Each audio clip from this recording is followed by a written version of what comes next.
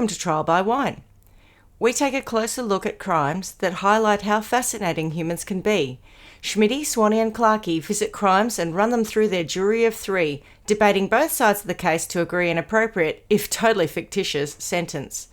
Please be advised, Trial by Wine may include explicit or disturbing content and will include drunken rambling. Listener discretion is advised. All right, how are we? Not too bad. How are you? Super duper. Yourselves? Oh, fantastic. Yes. Yes. About a week and a bit ago, I broke my arm. Just following the run of shit things that can happen in my life in the last 3 months. But, I suppose it could have been worse. I could have drowned or something, and I didn't. So, always look on the bright side. There's a silver lining. I forgot to mention in my litany of things before the program, can you see the mark on the bottom of my chin? Yeah. No. Did you bang your chin as well? That's where my head hit the deck as well. Yeah. Little mark. Oh, my God. It was a lot bigger. Yeah. Broke my arm, probably broke some ribs and smashed my chin, but didn't actually do any lasting damage to my face, and that's all that matters. Oh, thank goodness. That's what your beautiful bizarre. That's right. What about you? It reminds me, my Facebook has started showing up all of these battles in the natural world. So, there'll be like a cheetah drinking at the water and it's looking up because it's worried something's going to happen, and then all of a sudden a crocodile comes out it and gets it. So all this sort of stuff's happening. Anyway, today's one, which is the one that's reminded me of you, was a little baby iguana, and it's buried somewhat in the rocks, and it's got its eyes out like this. Yes, because there's 10 or 15 snakes around. Oh, and so then it cuts to, and so I'm feeling like the snakes are life and you're the iguana. And so the snakes all are chasing another iguana, and this one's kind of going, when do I go? When do I go? And I feel like you're dodging all of the snakes. I think I might have seen something like that too. It's quite traumatic. And then I couldn't work out. You're right, Clarky. In my mind, I think I've seen it. If the description of my life is quite traumatic, you're bang on 100% correct. No, but I couldn't work out if the iguana, because they showed an iguana getting eaten, and I couldn't work out if that was the one that was trying to hide or if that was one that the snakes got and this one got away. And so I'm none the wiser as to how it's going to end, Schmitty, but let's hope for your sake you get away fine. What a wonderful analogy for life. Never sure how it's going to end. The iguana and the snakes. Other than that, all is good. Yeah. And Swanny? Very quiet over here. Nothing really happening. Just heading towards the end of school holidays. Thank goodness. That should be Have you hit 400 degrees yet? Oh, my God. No, it's actually quite relatively cool, but I don't want to jinx us. But for the entire school holidays, it has not been rainy one single day. And on one occasion, I've never been to an outdoor cinema, and a girlfriend had a birthday a Friday week ago, and we went and saw a film in an outdoor setup, and a storm came through. And it was like, we don't even really have storms, we just have nothing. So the movie started at 8:30. We'd arrived at 7 and we're drinking and we're all sit down, we're having a wonderful time. And I could see the lightning and I thought, I wonder, but we didn't have a big view of the sky. We were quite contained. It was like in a modern cinema in their back sort of yard kind of thing. So it was all blocked out. So you couldn't truly see the weather front coming across. Well, it was huge.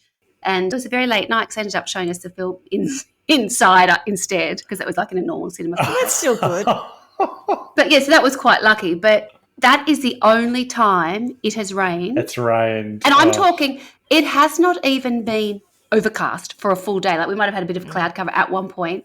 It has just delivered. It has just been, I honestly think I look like an old leather bag. We went to a party like yesterday and there wasn't really any sun cover. Anyway, so I had like a summer dress on. And by the time I got home, I caught like the side of my back and I went, oh my God, I'm like someone out of, there's something about Mary, that Magda. I've got a bit of Magda about my back where it's so dark from the sun. I just look like an old handbag with a bit of leather. Anyway, that's about all that's happening in WA, getting a tan. Okay, so I suppose we should introduce ourselves. I'm Schmitty. I'm Swanny. And I'm Clarkey. And together we are Trial by Wine. And what are we drinking? Oh, very excitingly. A whole lot of not wine. Oh, big news in our house. We don't seem to have any Diet Coke or Coke Zero.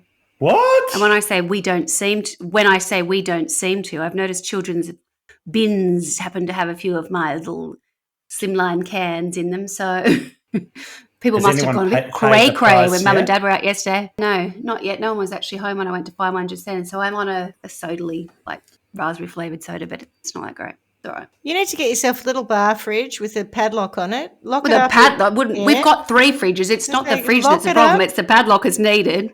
Lock it up and put it in your recording studio so that you're always ready to yes. grab one. Yeah.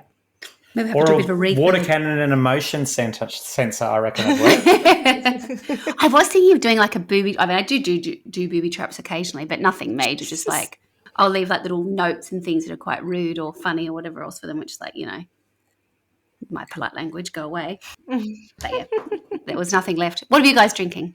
What do you want, boys? We're just on a Great Northern, a mid-strength beer. Another beer. Because it's Goodness. Yeah. Is it it's hot? Summer days. I am drinking a vermouth, which is unusual, a vermouth. And I discovered this vermouth when Tony and I went to Hillsville for my birthday last year. We went to this little independent, I won't say winery, it's like a bunch of different people who produce small batches of wine and then sell it in this collective kind of place. It's called Peyton and Jones, and it's across the road if anyone wants to go from Four Pillars Gin Distillery. They import this vermouth. It's called Fotli, Fotli. And at the time, they told us that you can only get it through them. And then when the bottle was finished, it took me about 6 months to get through it. It is very nice. I looked it up, and it's at Dan Murphy's, but it's quite nice. I can recommend. Yeah. All right, so who's got a story? I do. I have a story. Great. Tell us more. Yes. So the story that I've got today is one that I've kind of been avoiding in some ways. It's something that I was aware of, but not truly of the details. But it's one of those things that the best way I could describe it is that it does occupy sort of real estate in my mind, especially when it comes to thinking about crimes and things that have really, really sort of scared me to a point where it's impacted on my own life. So I need to take you back to 2006. And the way I first found out about this crime was I was living in the UK and I came back to Perth with my fiance. Well, actually, it wasn't my fiance actually, because I'd actually already been technically married in Europe, and then we came back and we had a wedding here. But when I came back, I took my niece out shopping in the lead up to our wedding party.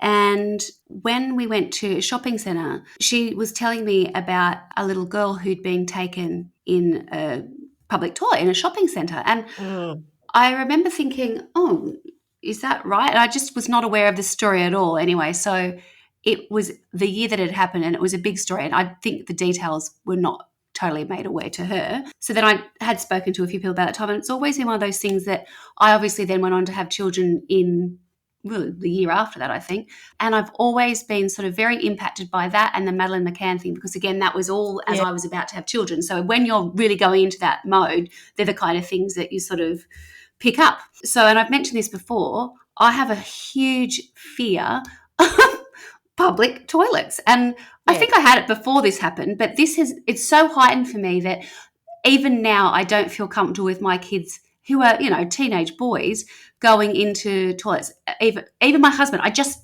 don't like the idea of going into these places that sometimes they're dodgy, sometimes it could be somewhere perfectly nice, but I just think it's such a obvious spot for bad people to lurk. So that was sort of in my mind and always has been in my mind. You know, heaven help me, in an airport, I've had 3 kids and myself in one cubicle quite often.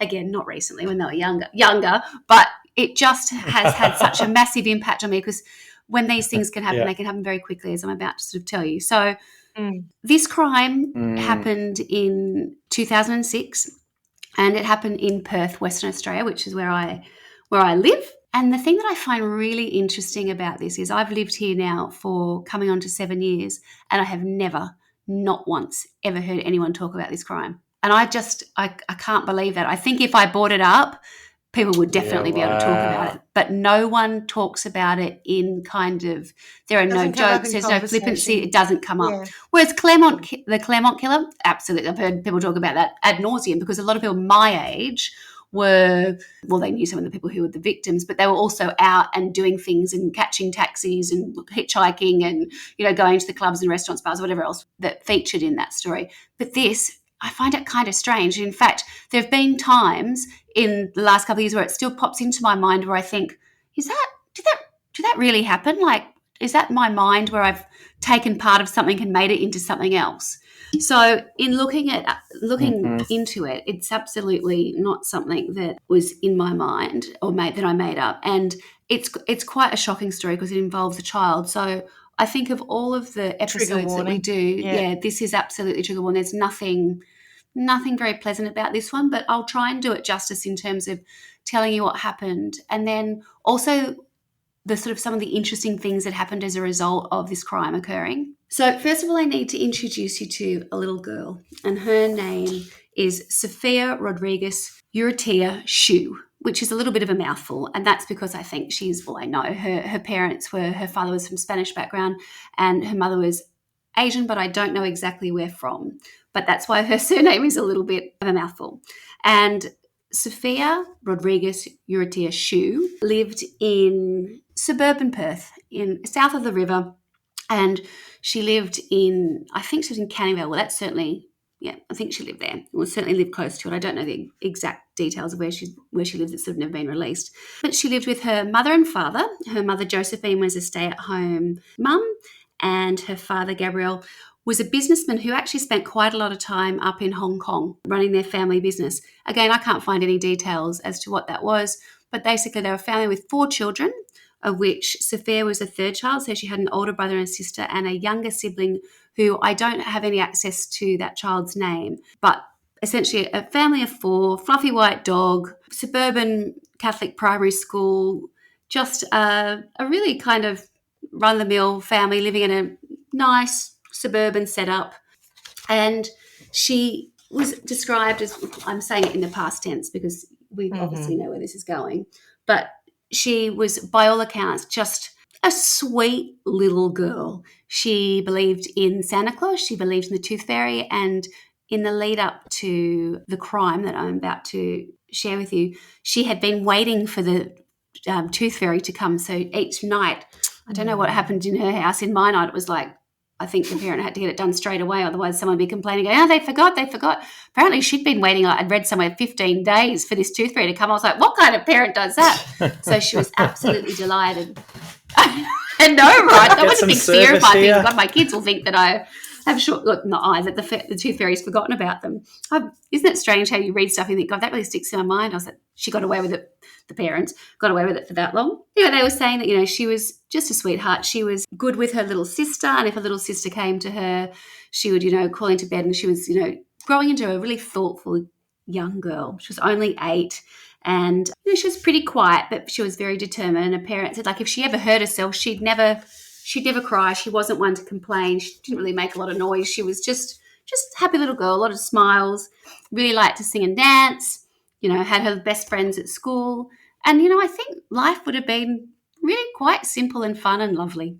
And on the 26th of June, 2006, she was collected from school by her uncle and her older brother. And I believe his name is Gabriel as well, which is the same name as his father. And they headed off to what I would call a suburban shopping centre. So not a massive mall, not that kind of thing, more one that's sort of like food and what you'd call in Australia a variety store. It had a big W in it. So the kind of stuff that you go and you run errands in, you're not going out for a big shop. No, not even a Westfield. Think lower than that. No, before Westfield, like Airport Westfield. Oh, I don't know what that means. Yeah, trust me. Westfield to me seems big and glamorous here. No. Yeah, no. Do you know what I mean? It might have had, a couple of, different types of supermarkets and fresh food stores and that kind of stuff in it.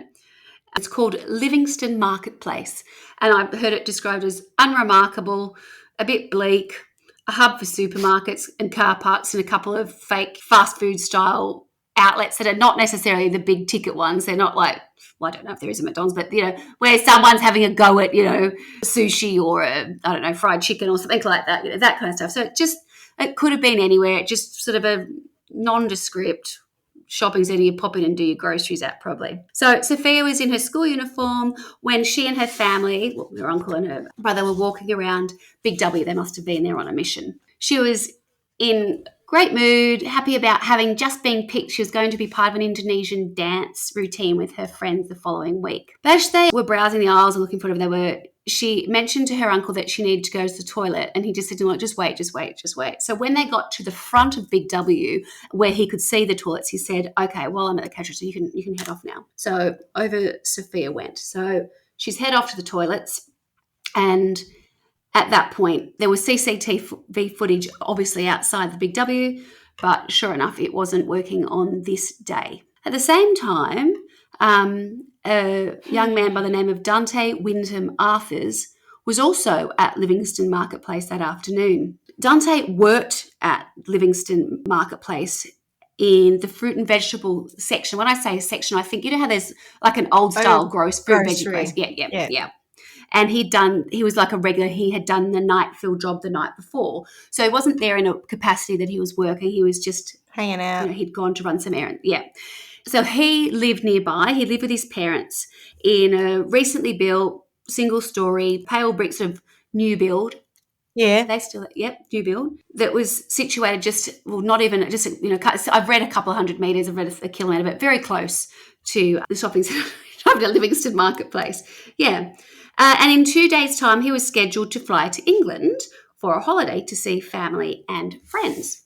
So he had headed down to run some errands, and I think he wanted to convert some money or something. So he got up late, had a bit of an argument with his mum, who was having some discussion about whether or not he was able to claim paid leave when he was on holidays, because, as I said, he was going to the UK. And then off he headed. He drove to the Livingston Marketplace. At the shopping centre, Dante Arthurs transferred money for his holiday, and then he went to Big W, where he looked for some board games. He couldn't afford to buy any of the games, and he got a little bit irritated, and then he decided he needed to go to the toilet. He tried the men's toilet and found it locked, and then he went to the disabled toilet.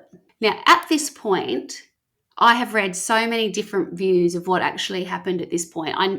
We kind of know the outcome, but again, each of them is slightly different, so I don't think anyone truly knows, but there have been a number of different versions of what occurred at this point in terms of who was where and how people got to be where they were. So, Swanny, just before you get on to what happens after he goes to the disabled toilet, yes, do you want to maybe tell us what your sources are? Absolutely. So my sources are theage.com, news.com.au, dailymail.com, and the West Australian. And in particular, there was one article written by Kate Hampson back in 2008, and I found that really, really useful, actually, because she'd interviewed the parents, and it gave a real sort of, I guess, colour to Sophia and her family situation. I was a little bit, maybe not surprised, but there is not a great deal of information available on Dante Arthurs other than what I'm going to share with you. It's a bit of a strange, it's kind of a closed book, and I wonder if that's kind of deliberate in a way. There's nothing really spoken on. It could be like the guy who did the massacre in Christchurch, whose name I can't remember because Jacinda Ardern said, I'm not going to speak his name. Yeah, we don't talk about him. He's nothing to us. Yeah, and I it think worked. Maybe the same thing. I've no idea who the guy is. I'd have to look it up. I do think it is, actually. Yeah. So it's June 26, 2006, and it's now 4 p.m. And Dante's having a shit in the disabled toilets. Well, we don't know exactly where he is, but we know that Sophia has headed off to the toilet because her uncle and her brother and sister are standing there waiting at the register. So So off she goes. Time-stamped here. And we also know at the same time Dante Arthurs had been in Big W as well, and he's headed off to the toilet. Gosh, she's headed down a long corridor. And I think I have seen photographs of this, and it is such, we've all been in this exact, I need you to describe it to you. So imagine you've got your shop front for Big W, and it literally was just to the left, just outside. And it's one of those ones that I remember probably from maybe a 70s shopping centre, doors that will go in, that then will close up, And then down a long hallway, there will be a men's toilet facility, a ladies' toilet facility, and a disabled toilet. Yep. And I don't know the configuration of those, but that's what was down a long hallway. All fluorescent lighting, and directly outside the Big W. It was not, down the way, round a corner. It was, you could see it. You could see the shutters of the Big W in the photographs when they were taking photos of it later on. So 4 p.m, she's at the Livingston Shopping Centre in Canning Vale. So while her family wait, off to the toilet, Sophia goes. And they sort of wait for her in the main area once they've come out of the shopping centre. And her brother starts to think, just go and check on her. So he walks down into the corridor and he first of all goes to the ladies' toilets, of course, and yells out, Sophia, Sophia, doesn't hear anything. He does the same to the men's toilet. He doesn't hear anything. And then he goes to the disabled toilet and he goes and realises the door's locked. And he said he could hear a noise or rustling in there. So he said something. And I've read two different things. One says that he could hear a male voice, so he moved on. And the other one, it was just that he'd heard, rustling and activity, so he knew someone was in there, so he moved on. So at that point, he goes and rejoins his family. And as a few more minutes go by, they do start to get a little bit worried. So clearly she's not in the toilet, so they think, well, where's she gone? So they decide to head off. So the sister and the uncle head off to another set of toilets that they know is at another end of the shopping centre, and they've headed off that way. And Gabrielle, her brother, sort of stays in the area. And it's only a few more minutes later that he then heads back into the corridor to check to see that she's, maybe she's there. She's got to be there somewhere, right? So he goes back down the corridor and he gets to the disabled toilet door, which is now slightly open. And as he pushes the door, again, two totally different stories. I've read absolutely in the West Australian that Dante Arthurs was leaving the toilet, and I've read elsewhere that he just found his sister. So I don't know what happens there. In the story that I'm going to go with is that, and I've seen this twice, is that he pushes the door and this big, burly, overweight man looks him dead in the eye very quickly and then runs off. And Gabrielle looks in and his sister is collapsed on the floor, naked. Jesus. So initially he runs after he doesn't know it's Dante, but he runs after this man and he can't keep up. He's sort of lost him. So then he runs back and he's screaming and asking, everybody for help. And of course, then everybody comes in. This was all done within a period of 3 to 5 minutes. It was so quick. The whole thing from start to finish, I think, is about 10, but the time that he would have been in there and had her in that cubicle is 3 to 5 minutes. Bloody hell. And this is the awful bit. So really, if you're not up to it, I really would suggest that this is probably not this would be the right time to jump forward 10 minutes from now. Yeah, absolutely. Yep. So when her brother found her, she was naked. He'd restrained her and in doing so had removed her clothes and he had broken both her legs. Oh, Jesus. In 3 to 5 minutes. In 3 to 5 minutes. Oh. Both of her legs. I mean, she was a tiny little 8-year-old little girl. And he sounds like a massive. But he was just a big brutish unit. And they don't know if it's totally from getting her in the door when he's grabbed her to take her in. And again, that's another thing where I've seen conflicting stories. One is that she'd walked into the disabled toilet and he was there and he's grabbed her and pulled her in. There was another that she'd been to because there's no footage, right? And he's never said. And whether he'd grabbed her and pushed her into how she got in there, no one actually truly knows. Yeah. But she sure as hell ended up with him. So her legs were both broken. And I read that her left arm was dislocated. Somewhere else I read that her arms, one of her arms was broken. But certainly she had been, and one of it said was to do with twisting her legs. Oh, God. Her legs had been twisted so badly in trying to get her in there and getting her undressed. Her school uniform was in the sanitary bin. Ugh. And her throat had been so severely compressed that her larynx had been crushed in his attempts to try and keep her quiet. She also had received a severe, I can never say this word correctly, perineal, is it? Yeah, perineum, so perineal tear. So the little bit between, because everyone knows what it is. Yeah. I assume. Well, not necessarily, we'll get to that, yeah. And so that is what was found in a suburban shopping centre, 4 o'clock, shortly after 4 o'clock, on a winter's afternoon in 2006. Can you even get your head around how shocking that must have been? It is in so such a bad. short It's so period of violent. time. That is it, isn't it? The fact that that was all able to be done within 3 to 5 minutes. 3 It to would 5 minutes. it would take you longer than 3 to 5 minutes to imagine that. If you were that uncle looking after the Oh, destroy Yeah, your you life. wouldn't imagine that poor could happen girl, like that.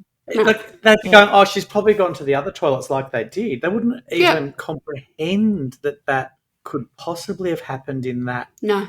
short period No. of time. But, And they were really doing the right thing. They'd waited till they got to, she wasn't just oh, allowed to leave the store. They were at the register. You could see the toilet, the entrance to the toilets. yeah. Just unbelievable. Yes, as I was saying, in each case that with the broken legs, the breaks were caused by extreme twisting of the bones. Oh, Medical stop evidence it. suggests both of Sophia's arms may have been broken while she was alive, although not necessarily while she was conscious. Oh. She'd also been sexually penetrated with a finger with a Oh, force that had damaged her internally, Oh. and there was sperm found on the inside of her right thigh. Oh, yuck. what? So I can only imagine the bedlam that was happening. So the police were obviously called immediately, and the entire shopping centre was locked down. The entire shopping centre was a crime scene. But by that point, Dante had already fled. He'd gone out to the car park, jumped in his mum's car, and driven home. So you're left with this image of the boy, the brother Gabriel, just sat with his sister, just broken, naked on the floor, just unbelievable. Not the right thing for any 14-year-old to see, right, or anyone of any age. So in terms of the criminal investigation, as I said, the shopping centre was put into lockdown immediately, and the initial investigations at the shopping centre identified a few possible suspects. Arthurs was known to local detectives due to a sexual assault on an 8-year-old girl in the same area 3 years earlier. Oh, my. Of course he was. Police remained at the crime scene well into the early morning, and at 5 a.m. the following day, June 27, the day after Sophia Rodriguez-Urrutia Shu's body was discovered, they attended the home of Dante Arthurs. Arthurs was arrested and later charged with willful murder, Jesus, that was 2 good. counts of sexual penetration of a child, and deprivation of liberty. In his interview with police, Arthurs admitted to digitally penetrating Sophia. It could not be determined whether this had occurred prior to or after her death, and this becomes important, which we'll go on to later.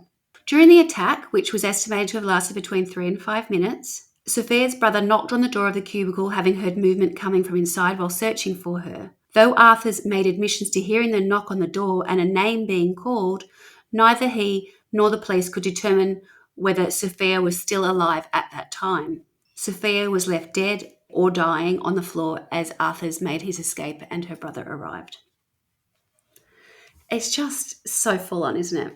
Now, so we've got Dante Arthurs now being held, but then you can only imagine like the media storm that this would have whipped up. And straight off the bat, first of all, what's important to know is, although I've said to you that there'd been a previous situation where he'd been known for a sexual assault, the public doesn't know that yet, right? Yeah. So at this point, the public are outraged and they don't know who it is, what's happened and who could this be and what do we know? So once the news of Sophia's murder spread and information about her alleged killer was revealed, media organisations locally, nationally and internationally took great interest, and the crime was described by many as the most horrific murder in WA since, there's other ones which we've never covered, but the David and Catherine Burney murders, where they murdered a number of young women. Now, what I found really interesting is because, as I mentioned at the outset, I lived in the UK at this time, and there's a connection here to a crime in the UK. So immediately, sparked my interest. And I can read an article from the Daily Mail, and the headline reads, "How an internet rumour about a child killer spread across the globe." Yeah, there was a time when gossip rarely travelled beyond the village boundary, but in the modern world, a rumour can race across the globe in seconds. The phenomenon was thrown into focus by a rumour that the man arrested for raping and strangling a young girl in Australia this week was in fact Robert Thompson, one of the killers of James Bolger. Now, I don't know that all of our viewers will know who that is, but I suspect many will. James Bolger was the little 2-year-old, wasn't it, that was taken from a shopping centre. Yeah. And and killed. in the most brutal and horrific and senseless and Just yeah. Like two awful, young boys awful way. anyway. Absolutely. And young there was a boys. lot of footage, a lot of stuff, tracking the kids Venables leaving, and luring Thompson, him out along the train lines, the whole bit. Yeah, it was a Unspeakable things to that big, poor big child. story. Yeah. So you can imagine back in 2006 when this happened, the world was ready to react. It was claimed that Thompson claimed that he'd moved to Perth after being released from custody 5 years ago and was given a new identity, that of Dante Arthurs, the man arrested for Sophia's death. A police officer was reported to have said photos of Thompson as a boy resembled the man that they had in custody. The story had shot around the world thanks to the internet and the ease with which people can call a friend or, really tens of thousands of miles away, and it was a frenzy, and it reached such a pitch that Australia's federal justice minister was forced to put out a statement officially denying the story and assuring them that that wasn't the case and that neither of the men involved with JB Bolger's death had been relocated to Australia at all. But again, this you could. And also, Dante was about to go overseas to London. And he had lived there at some point. So there's some vague connection, but also he's 21. Does the timing work? Surely the Venables and Thompson did more than... They were 12, weren't they, when they killed Jamie Bolger? Yeah, maybe. They must have done more than 8 or 9 years. Anyway, it wasn't them. It wasn't him. No, it was not them, but it was just... So in that media frenzy and people looking for answers and everybody being involved, you could imagine everyone would have been on to that. I remember receiving an email about it. I don't know if it was in relation to this case, but I do remember receiving one of those emails that's written by someone who's just trying to wind the world up. Yeah, It was back in the day before. That's a bit old school, media. Yeah. It was one of those viral email type things. And it sticks in my mind because it was talking about the blokes who had killed Jamie Bolger. And it was talking about the justice system having failed the Bolgers because it allowed these two blokes to get new identities and live in sun-soaked, beautiful Australia and go off and do stuff. And what offended me as an Australian living in the UK at the time was a reference to sending. I thought it was something like, I thought we stopped sending our convicts to Australia. Yeah. I was like, I fucking hate that shit. Oh, it's interesting you should say that. Angry. It says here, on the 29th of June 2006, the British High Commission in Canberra issued a media release stating, there is no connection between the man arrested in Western Australia and the individuals involved in the James Bolger case. Australia has not taken British convicts since 1868. I find it offensive. Yes. Oh, anyway. Fair enough. And I also, it goes like slightly off topic, but I don't know if you've seen these Ancestry.com ads where people are like, oh, and I found out that my great-great-grandfather was a bushranger and I'm so proud. Why? Why would you be proud of that? Don't get you started on bushrangers. I can proudly say I get very angry about people thinking it's romanticising criminals, basically. But the best I can find, or the best that Mum could find in our family tree, was a bigamist. Oh, gosh, you're good people. Knowingly or unknowingly? Yeah. I'm just going to say record keeping in the 18-somethings probably wasn't that good. Okay, so that was one controversy, but this was really the bigger controversy truly at the time, was when it was revealed in the local media that Arthurs had been investigated for a sexual assault 3 years earlier in 2003. And what do you know, against another 8-year-old girl. It was reported by media and later confirmed by Western Australia's Police Commissioner Carl O'Callaghan that Arthurs was in fact arrested for the assault. However, the charges were dropped due to insufficient evidence, and most importantly, it was an incorrect police interviewing techniques. So apparently they were too heavy-handed in trying to get... Wow. Yeah. I'm going to ask a question here. Is this man intellectually disabled? No, he has Asperger's, but he's absolutely not intellectually disabled. Right. And the interesting thing about Asperger's and how it's described, and it's really not focused on a great deal in this crime because it doesn't excuse it. It doesn't. He had it, and it's more interesting in the way he viewed it. It does come to bear a little bit later on when the way he viewed the crime, and that they say that's through the lens of somebody who has Asperger's. It's like he can say he did it, but he can't take responsibility for it, which is complicated but very difficult to try and make sense of. Let's blame it on a syndrome as opposed to a person taking a conscious decision to do something horrendous. Correct. That all checks. Mm-hmm. And it was also identified that the shorts worn by Arthurs back in 2003 had traces of victims' blood on them, but that wasn't noticed during the 2003 investigation because no one had checked. So it was, He should have gone to jail at that point had they investigated properly. Or even if he hadn't have gone to jail, there was a sense that he would have at least been on a register. Although something would have been done. I can't remember when I said that Perth started its register for sexual offenders. That's related to this. Yeah, it's this. Okay. It relates All right, to this. there we go. So that would have helped, yeah. So that was the thing. It wouldn't have probably made a great deal of difference with it anyway. But if he had have been on someone's radar, or I don't know, maybe it would have helped. Yeah. Sophia's family were frustrated by this, and a couple of years later, they did say a few things about it. But I think on the whole, they were very, very pleased with how supportive the police had been, and they said, they understood that even if there'd been a conviction, it wouldn't have guaranteed that their daughter would still be alive. It's kind of She was killed very quickly. Yes, yeah. This guy was, yeah. I also had read somewhere what they found in his house when they went there. Here we go. They found pictures of young girls with their addresses. What? No. Addresses there where they lived, their address. Sophia was not one of them. That's freaky, isn't it? Yeah. That's awful. Pedophile. How? Do you any idea how he got them? I just followed them. Saw them. Yeah. It's a bit old school, 2006. I don't think you'd be on the internet doing it. I think you never just saw some girls at a local school or nearby. Imagine finding out your daughter was one of those. I presume that I don't know if people would ever found out, but that was very upsetting.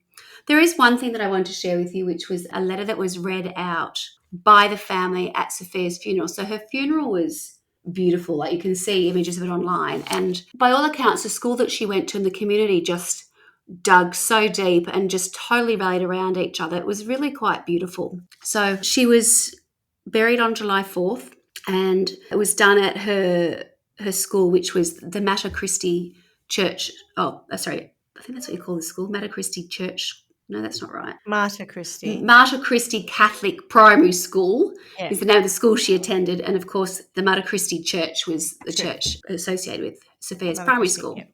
They had at least 500 mourners crammed into that little teeny church, and there were hundreds more in the courtyard to pay their respects. The school principal said she was gentle, polite and respectful, and she'd be missed by all. She's been with our school for over 4 years now, and during this time it has been a pleasure to know such a beautiful soul. So none of the family spoke at the service, but instead a letter was given to each of the mourners, and it said, "Above all, we would like to thank God for letting us share one of his angels for 8 beautiful years. We don't fully understand why she was taken now, not earlier, not later, and in this way, but we know there is a reason. And we ask Sophia to help us find the road that will bring us together once again in heaven, when our time comes to be reunited with her. We will miss Sophia and keep her presence in our hearts every day to help us feel stronger.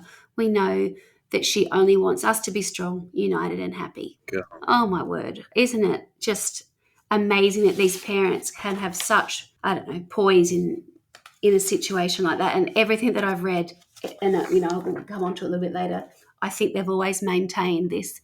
They were quiet for a very long time, and they had people around them in the community who were their spokespeople. And very interesting, there's another connection for me, which is at my boys' school, there's an ex-policeman who comes in and speaks to kids about cybersecurity. And I think he goes to all the schools, and he's an ex-policeman who talks to kids. And I've only ever seen him do it online because it was during COVID, so we had to do it, we couldn't all be in the same room. But he's really passionate about keeping kids safe. And I had no idea that there was a connection here.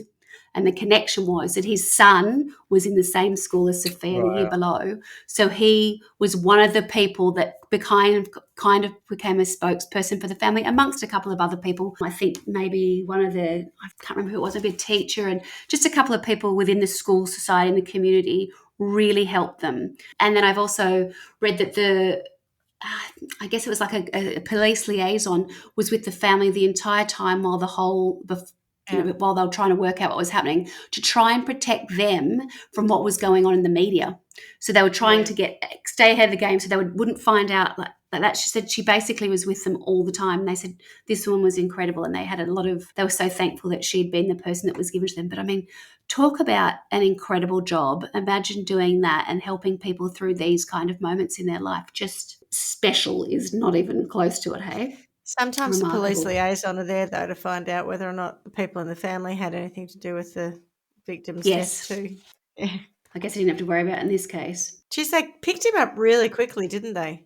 Yeah. That again, and most of the crimes that practically everything is always some long drawn out thing. This is not that sort of crime. This was like almost like they're pretty tidy in that respect. Person of interest works there. Yeah. Chances are, let's go pick him up. As I said, at the funeral, the family didn't speak, and in fact, they didn't even attend the court process. They just couldn't bear it.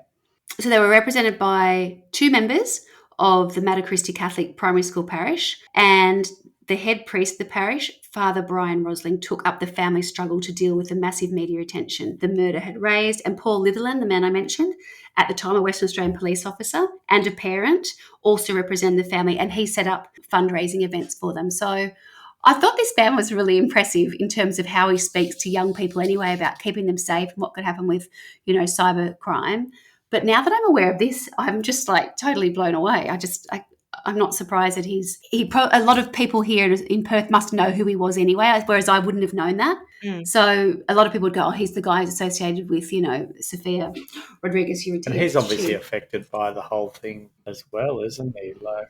Absolutely. Imagine that. So on March 7, 2007, after extensive psychological testing and discussions between prosecutors and Arthur's defence counsel, Arthurs was required to enter a plea to the charges of willful murder, 2 counts of sexual penetration of a child, and unlawful detention. He pleaded not guilty to all 4 charges and was remanded in custody. I do assume that there was a DNA match with the semen found on her and him. It's a slam dunk, isn't it? There's no question that it was someone else. Well, there's no discussion about that, so I presume they probably would have checked it, but it's not talked about. Because, normally it's something we need. Because remember... And in 2006, they could have done that. The brother had seen him leave the cubicle. Again, I have read differing versions. That's right. The version's correct. And the version that I'm reading is from the West Australian, so I'm assuming that would be probably one of the best fact-checked sources in this particular for this story. Whereas, how sometimes I see things and I can tell that they're watered-down versions of different things that people have collaborated. Yeah, absolutely. I was writing one today and listened to 5 different versions or looked at things. Correct. What's true? Yeah. Arthurs was diagnosed with Asperger syndrome by forensic psychologist Greg Deer. Do we just call that autism now? Now you do. Asperger's is not popular anymore. It's so very at the time popular. it was, everyone seems to have it. Yeah. It was very popular. I remember hearing a lot about it in relation to my own family. But yes, I believe that it's all on the spectrum. That's why it's called the spectrum. We're all on the bloody spectrum. You don't trust me. But yeah, there was quite a bit of chat around it for us. On July 31, Chief Justice Wayne Martin ruled that Arthurs would receive a bench trial. Martin said that the extensive, continuous, and in some respects extraordinary pre-trial media coverage, the circumstance of offence, and the fact the judge would provide, they couldn't do it by trial. Hence, it was agreed that Arthurs would be heard by a judge and not a jury. In the meantime, discussions continued with the Director of Public Prosecutions and Arthur's lawyers regarding his plea status. In August 2007, Arthurs and prosecutor entered into an agreement that would see Arthurs plead guilty to the lesser charge of murder instead of the current charge of willful murder. On 17 September 2007, Arthurs pleaded guilty in the Supreme Court to charges of murder and unlawful detention. The 2 counts of sexual penetration of a child under the age of 10 were withdrawn because forensic analysis could not conclude if Sophia had been sexually assaulted before or after she died. Oh. And I'm just going to say, what a load of old shit. Whether it happened before or after it happened. And she's 8. She couldn't have consented in any way. Is it better if it happened before or after? What's the relevance of that? Would he be charged if it was before and then he murdered her, and not charged after? What? It's Has just that changed? Oh. Is that Yeah. still the way of things? I believe Good. that's Thank one of the God things for that that. Before I comes to get change really wound legislation. up. No. Okay. No, I will. That's the last bit. I will talk about the changes to legislation, but that is something where I did read in the article that I was talking to you about, where they had interviewed the parents a couple of years later, and they're talking about how the father's very calm and they're speaking to him, and Josephine's not saying a great deal, and they start talking about, what rights did she have and what they've done to their daughter, and their biggest concern is always that that he'll get out. And Joseph, the mother, says he broke her arms and he broke her legs and he raped her. Josephine says, but the government are telling the people that he just killed her and that's all, but it's not true. And it says she had barely spoken throughout the first part of the interview. When she finally does, her voice wavers and her eyes fills with tears. And she was saying basically the most interesting thing for them was, what does it matter? What does it matter whether she was When it dead or happened, alive? what the I chronology can't. of it is. Yeah. I Look what agree. you've done to my daughter. The government are arguing about that's their problem. So on November 7th, 2007, Arthurs was sentenced to life in prison with a non-parole period of 13 years. Now, I read somewhere that the maximum in WA, the maximum Is at 13 that years. time Right. was 14 years, and they gave him 13 years. He was also sentenced to 2 years for depriving Rodriguez-Urrutia Shu of her liberty. Describing Arthur's crimes as so evil they shook the public conscience, Justice John McKenney also advised Arthur of the possibility that he may never be released, as the release of offenders sentenced to life imprisonment must be signed off by the Western Australian Attorney General. Where we find ourselves is in a state where all of these questions have been raised about, okay, because people are not aware of the laws, right, until something like this happens, and they're like, what do you Correct, mean? yeah. It makes a difference whether Yes. she was dead before or after she was Yeah, raped. yeah. All this, and all of a sudden everyone's like, hang on. There's How that. archaic. Yeah. Yes. There was And also lacking in this common sense. Mhm. this crime upset people to such an extent that they were talking about, bringing the death penalty back. And I think the last person that had been hung, in WA was someone we talked about, was it Edgar Allan Cook, whatever. I was that bloke the other day. Yeah, but it was only 1984 that it was the end of, that's not when he was done, but that was when they outlawed Capital punishment. capital punishment. Thank you very much. You're welcome. But people were really riled. That was this kind of wasn't, they were after blood. That wasn't enough. They was like, this is not going to work. We need to change some things here. After Arthurs pleaded guilty, it was publicly confirmed that he was under investigation by British police for sexually assaulting another girl in 2001. In England. Arthurs was never charged with this incident because he'd left Britain for Australia before an identity parade could take place. So again, no one knows, but probably a pretty high likelihood. So where does that leave us? Well, there's a couple of nice things and a couple of changes to legislation. One of them, which I think is really beautiful, and I've seen photographs of this online, is something called the Chapel of the Innocents. And Sophia's small school community was so devastated by her murder that they set about raising funds to create a memorial at the school for her. They raised over $250,000, which I actually think Paul Litherland was probably instrumental in organising.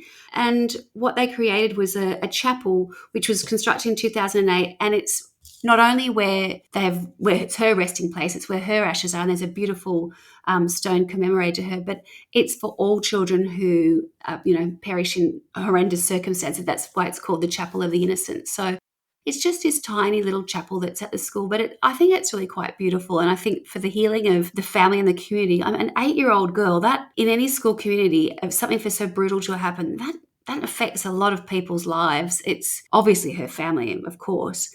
I mean, the staff, the teachers, I can't imagine what it'd be like having your kids go to school and having to be exposed to something so horrendous, so close to their own lives when they're so innocent, stolen everyone's innocence, right? Now, this is quite interesting. This is where we're talking about changes to legislation. So there's a couple of things that came about. So after Sophia was murdered, police were restricted in their ability to charge Arthurs with willful murder because it could not be proved it was his intention To murder her. Willful murder, which carried a term of life imprisonment with a non-parole period of 15 years minimum to 19 years maximum at the time, was the highest charge that could be preferred for the taking of a life. Instead, Arthurs had to be charged and convicted with the lesser offence of murder, which excluded the element of intent. This still carried a penalty of life imprisonment. However, The non-parole periods were 7 years minimum to 14 years maximum. For what many considered to be one of the most horrific crimes in Western Australia for decades, Arthurs might have spent only 7 years in jail. This caused a massive public outcry, and demand was made to force a change to laws, and rightly so in WA. It's scary, like when all this is the thing, people just, why would you know? You don't know. And even if nothing happens, nothing would change either, really. It's not like people are going to go and say, I think we need to focus on this. There's so much going on at any given time. This poor child is the reason why changes end up being made into laws, because, it's only when you're going through it and everything seems so antiquated or out of date or just wrong that they can then be assessed given the current situation. So where it leads me to sort of talk about is parole. And in WA, you can be up for parole. No. That's the parole board answer. No parole. Oh, no. I'm not going to do parole. Every excellent 3 presentation. No, years. every 3 years. No. Thank you very much. No. Yeah. So old mate Paul Litherland not having it. No. Yeah. He's had the same reaction as me. No. Yeah. It was welcomed by tens of thousands of people across not only Western Australia but Australia, that a petition was started by Paul Litherland, a former WA police officer of 20 years who is now the cybersecurity expert and whose son was in the year below Sophia at Yanchep's Mater Christi Catholic Primary School. And he said it was sort of creeping up and creeping up. I didn't want the time to go past and suddenly find out he had been released without no one knowing, Mr. Litherland said. To know that his decision has been made, there is a resolution for the next 3 years at least, is good to know.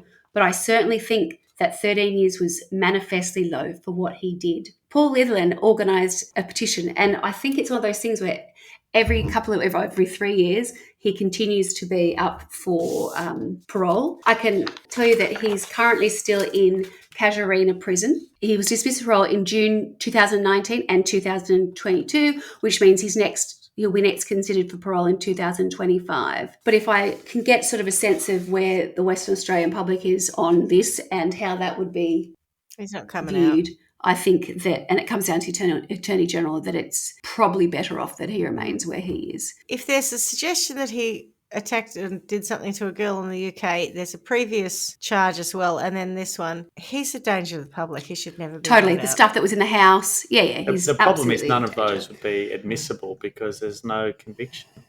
I think from a parole perspective. Well, there's no conviction though. Maybe not. So if you had been convicted, they might include them, but suggestions of or suspected of wouldn't. You're probably right, but also, as Carla said, on the basis of finding photos of other children with their addresses. I mean, that bit they could might possibly include, but the other two, I don't think so. Yeah. I'm not saying it's right. So that is the story of the gorgeous little lady who is Sophia Rodriguez-Urrutia Shu and her incredible family. Very sad. And her incredible community. And sometimes the worst things to happen to the nicest, best people, not that I know that they are and they're not, but I certainly think in the face of utter evil and, devastation, that they have really been the most positive example you could possibly think to be. And in more recent stuff, it's all about trying to have the best life they can for their 3 other children. They really tried to just pull together and push through. And, and then there's nothing about Dante's family. I can't find anything. It's just like I know where he was born. That's about it. There's just nothing. Yeah. I don't know anything about his parents. Yeah, you'd be pretty horrified. They would have got into you'd be like, I don't want anyone to know. Yeah, that's probably why there's nothing, because it was just, and this, could you imagine this guy when he went to prison? I'm surprised he's still alive.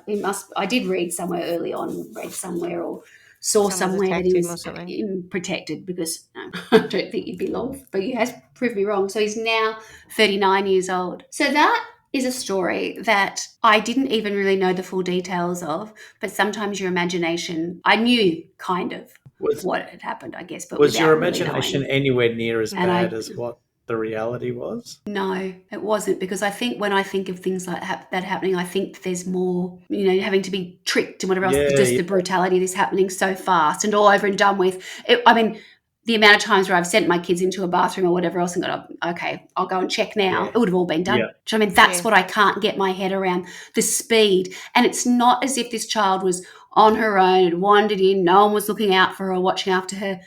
Her family was there. They were, they weren't in the toilet with her. They were totally within the area where she was. They were watching what's happened. It was just so unlucky that it was her, or I don't know, that he was able to just take advantage the way he was, and I guess the reality is it wasn't her. It was probably going to be somebody else at some point, right? So he, I think, deserves to be behind bars because I don't think he is fit for public life. You could say he deserves to be behind bars, and I agree that he should never be allowed out in the real world because he's a danger to society. But this is trial by wine, and so I have been percolating on a sentence. I don't know if you've seen Stranger Things series 3, I think it is. No, but my in kids that, I don't want to be a spoiler for listeners, but there's some kind of weird ass creature. And if you've seen it, you know it's not a creature, but I don't want to spoil it for people. Anyway, there's a thing that happens where people suddenly their eyes roll back and they levitate in the air, and then their arms are broken, and then their legs are broken, and then their necks are broken, and it's horrific and terrifying. And if it happens to you, it's really bad. And so, there's lots of.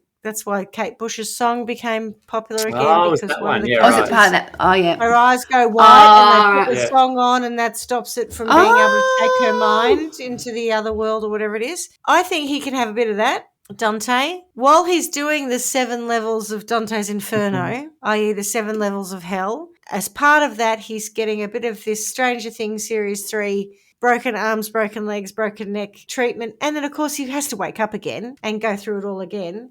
And it's not quick. It's not 3 to 5 minutes. So we'll break a leg first. And we'll let him say, as a person who's broken her arm in the last week and a half, I can tell you it fucking hurts. You break a leg, wait a couple of hours, break another leg, wake up a couple of hours, break an arm, more hours, etc. And then it's on a perpetual torture scale because as much as her family have rallied and done the best they can, he stole their little girl and he did unspeakable things to her. And he deserves, in my mind, a very painful punishment. Nice. Cop that, mate. Absolutely. Say that, motherfucker. I think maybe 2 other times we've done an episode like this I've cried. I cried in that one. That was so upsetting. Yeah. I'm sure you have. You looked at the pictures of her? No, I can't. Oh, she's just this sweet little thing. It's too sad. It's too sad. It's awful. Clarky, what do you got for him? First up, I'm just horrified by that, Swanny, and I know that I've probably said it 5 times because that's the only thing that I can kind of think of to say. Yeah. But I could only imagine if it's just shocking somewhere, and you're there. Livingston Gardens. You don't expect shit like that to happen at Livingston Gardens. Marketplace. Oh, sorry, Marketplace. If you're responsible for them and you're doing what is, I just can't get my head around going, it's 3 minutes. I haven't been back yet. And, 5 minutes. Yeah. And having the poor boy going in there and discovering that, I don't know how you get over that, so not only how horrific those 3 to 5 minutes must have been for Sophia, but for the families, their lives are changed for all eternity. And I've been trying to reconcile going through it why they wouldn't talk about it more. And I think it's because it's so horrific. It's the stuff that boogeymen are made of, we spoke about Slender Man a while back, but this is this is worst case scenario of sending 100%. Your child to a toilet. And that's what you have to do it, right? You have to do it. That's when you've got little kids or children of 8 years, it happens all the time, right? Sorry, if I had kids, I'd be putting them now in nappies. Even when they're uncle, 8. When we go out and say no. Dante the poor uncle would have been going, I can't take her into the toilet because people will think that I'm doing something dodgy. Don't expect a child molesting murderer. Of course you don't. To take your child but even, like that. That's the point, but people right? might say, well, he should have taken her to the toilet or something. But men don't do that because that in itself is weird. They'll get because the other side of the coin, and exactly. So, I 100% agree, Schmitty. You don't expect it. I don't know where you would expect that to happen, but not in. Honestly, it's totally this whole concept. It's a massive issue for me. To the point now, we still Jeremy and I will talk about, and the kids will be in a restaurant where somewhere we don't know, and that there's the toilet's out the back or whatever else. My kids are no doubt out there sitting on their phones or whatever else, and we'll be like, "Go and check on your brother," and everyone looks at us. What do you mean? Go check on your brother. Yeah, We still do it now because I just can't handle the thought of just somebody lurking there, just someone being in a place that once you're closed up in a room, what is it? Well, not that I even knew that it was 3 to 5 minutes. That's what I At the find end the of the most. day, if it makes you feel any better, you know, when we were talking about the Malta case the other day, Yeah. young men get attacked. You know, like people get attacked. It happens to You don't everybody. have to be- Absolutely. It's not not just a the child. children. So You're absolutely right. I'm very aware of it. It parents terrifies have me. every right to be worried about their children to the time you yeah. die. Yep. People generally do worry about it, so don't It's feel a like lifelong that's weird. sentence, I think. Correct. Penance. That's all right. I'm scared myself when I go. My sentence is, I think, a cross between Children of the Corn and I was just Village of thinking the of that the other Damned. day. So Right? I want him to be absolutely terrorized, possibly even Chuck Chucky in there. I By want him to children. be terrorized by children. Natalia? Well, I was going to say that, and I thought, no, that's probably too much. She was a child. I know. I saw that. They've been able to prove it, haven't they? Also, She's a she was child. a victim. Yeah, we Correct. could do I know. an episode on I wrapping said up that. stories like that. Yep. Yeah, Chucky or child. Anyway, I said child. Yeah. Let's go for it. Yeah. Yep. So I think he needs to be completely terrorized, and I don't know. Part of me says they should catch him and tear him to bits. Another part of me says he should never get caught, but he should never be able to sleep again because he's just constantly in fear. Just be driven mad by the terror. Yeah. Yeah, because that would go for longer and probably impact him. I mean, he obviously thinks he's a big, brutish bloke who can overpower little children and do whatever the hell he wants to them. Mm-hmm. I would like them to enact revenge because that's disgusting. The whole thing is... Yeah, I had the idea of just feeding him to rabid dogs. But I really struggle with this in the way that I normally come to a punishment. A psychological nut punch. Yes, I don't know which way to go with this because I find that his glass rod lack for a of start. But you know how he doesn't give anything, right? He can confirm yes or no, but takes no responsibility in that. So I don't truly know what his motivation was. But so if I take that away from it, I'm left with, well, what could he do damage with? So I think that little wiener's probably got to become defunct. Get that baby off. Get Sada Abe onto that. Yeah, defunct. She'll I'll take say care that of could be. I don't need to know the whys and wherefores, but defunct.